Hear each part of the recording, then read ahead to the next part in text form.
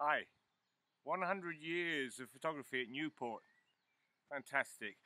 My name is Steve Barham, and I was a student on the documentary photography course a quarter of a century ago, from 85 to 87.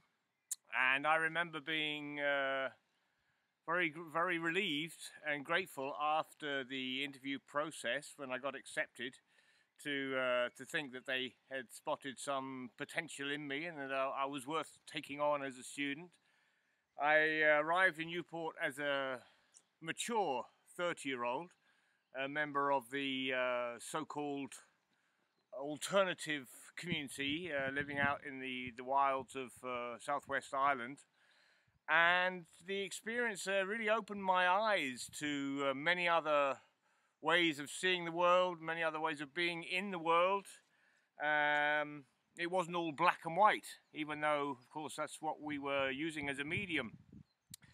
And very stimulating to be in the environment where there's so many students and lecturers all so enthusiastic about the photography process and what you could do with it, what you could say.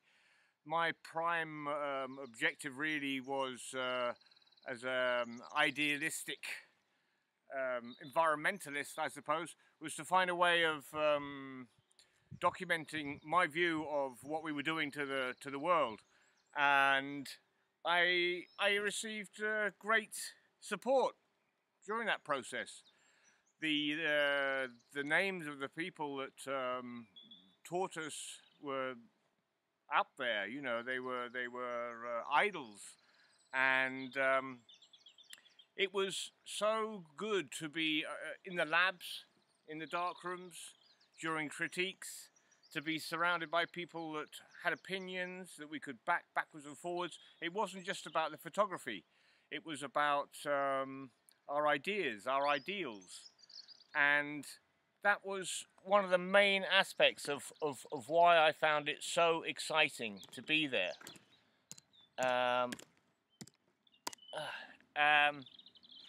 The course, of course, started with Men at Work, which thrust us out into the world in Newport, and with a camera in our hands, we were given carte blanche, more or less, by the very welcoming people in the town to come into their lives, hang around, photograph them, engage with them, and that was another part of the whole enlarging of our world, really, to experience engagement with other people that we wouldn't normally come across.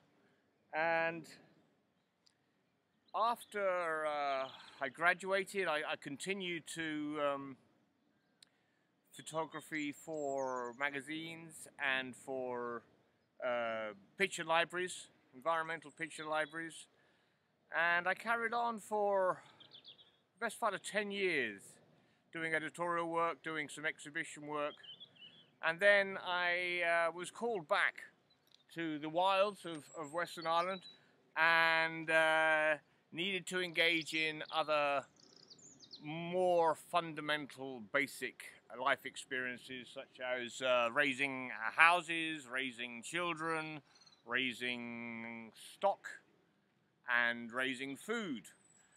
And I've been busy with that and many other things for the last 15 years, really. But throughout that entire time, I have always somehow identified myself and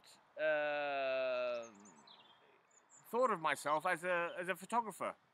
The experiences that I went through at Newport really stayed with me. In fact, the experience of doing the Newport survey, when I photographed children in care, had a profound effect on me, and I've spent many years working in social work and fostering kids that are in care, and the Newport experience informed my view of the world and my position in it, and what I could do to make things better one way or another. And now, having completed a lot of the raising of things, I'm going to engage again with photography, and this time, after all my years of environmental stuff, concentrating pretty much on the negative aspects of the world, I'm ready to become a witness again and make a witness statement, but this time concentrating more on the beautiful things that we have all around us, because I've really been living amongst a lot of beauty, and I want to start reflecting that. So Newport for me was a great experience, full of stimulation, full of support. All of the lecturers have stayed with me. I've taken their advice on board, and the fellow students were great to be amongst. And I think what I carried with me most was something that Paul has said on his little video clip about how the Newport experience isn't only, or even primarily, perhaps, about photography. It's about learning how to become a more complete and better human being. So thanks for that, Newport, and I'm looking forward to re-engaging with some of you after a quarter of a century in October for the reunion.